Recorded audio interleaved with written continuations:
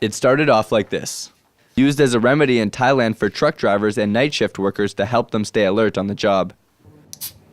Today it caters to a whole new, fast-paced generation where it's all about what's happening right now. This is the now generation. This is the generation now. We are the now generation. I want it now.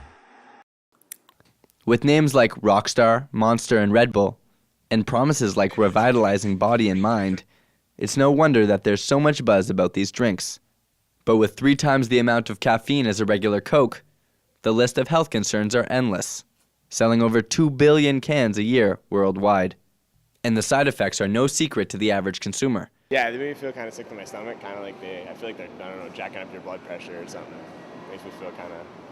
One time I took, I think, 2 energy drinks and maybe a 5-hour energy also to stay up for an all-nighter for an exam. Finished the exam, for an essay. Finished the essay around 11, and then I slept from 12 p.m. on Monday till 9 a.m. on Tuesday, 21 hours. I started shaking. I thought I was going to get wings, but I didn't. Other risks include increased heart rate, headaches, and anxiety. To make matters worse, once you make drinking caffeine a habit, it's as hard to give up as cigarettes. A lot of caffeine intake leads to dependence, and it is as addictive as nicotine or amphetamines, so it is not easy to stop caffeinated beverages. You have to slowly reduce the amount of caffeine in your diet because there's many side effects. Very little research has been done on what actually goes into energy drinks. There's a hint of vitamins, a dash of antioxidants, and a dose of guarana, which happens to be the most caffeinated plant in the world. This scientist says the mixture is far from a recipe for energy. You'll see a lot of exotic names in the ingredients list, and they're telling you it gives you energy when in fact your body's being stimulated via the central nervous system. But the caffeine can't give you energy. When you talk about metabolism and physiology, it's just fats, carbs, and proteins. Gilbert says to be wary of the health claims made by energy drink companies.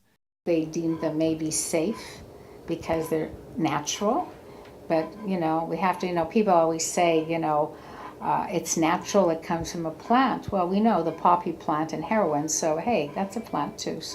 And most of our drugs come from plants and barks and all kinds of things. So. The head coach of the Concordia Stingers hockey team wouldn't be caught dead giving his athletes an energy drink before an important match. But there are some drinks out there that he does agree with.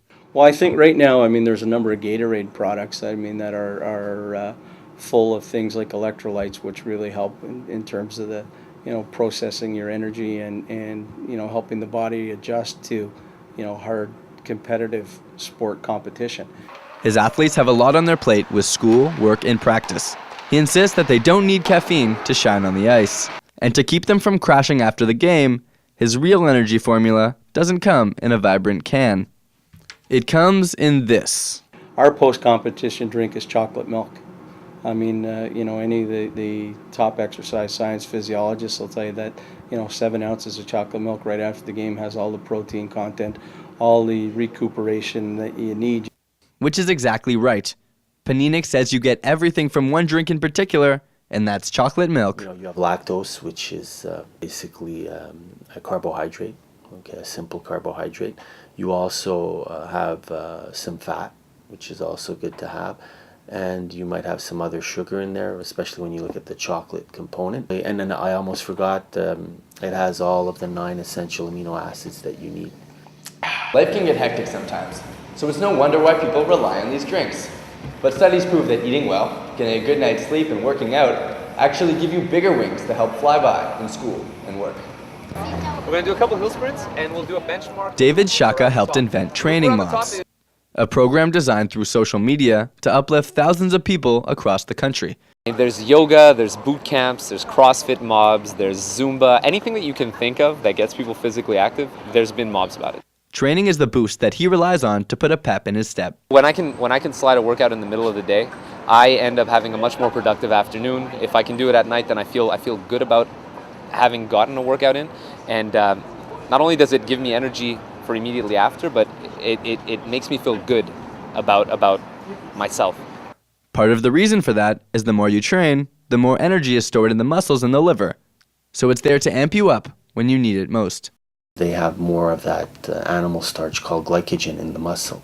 So it's quite beneficial to them, and it has a positive effect overall on the whole body. And of course, another way to get those good sugars, a balanced diet.